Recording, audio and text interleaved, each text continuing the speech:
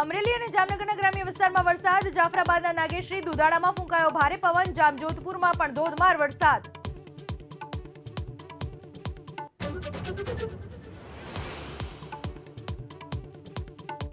ચોટીલા મામલતદાર કચેરીમાં ફરજ બજાવતો circle officer ઝડપાયો લાંચ લેતા. જમીન વેચાણના દસ્તાવેજના કામ માટે માંગી 40,000ની લાંચ.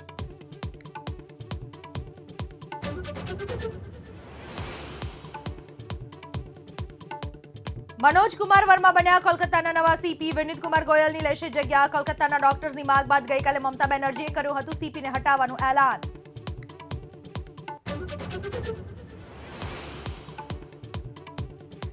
देशभરમાં બુલડોઝર એક્શન પર સુપ્રીમ કોર્ટની રોક. માર્ગદર્શિકા કરવામાં આવશે જાહેર. 1 ઓક્ટોબરે વધુ સુનાવણી.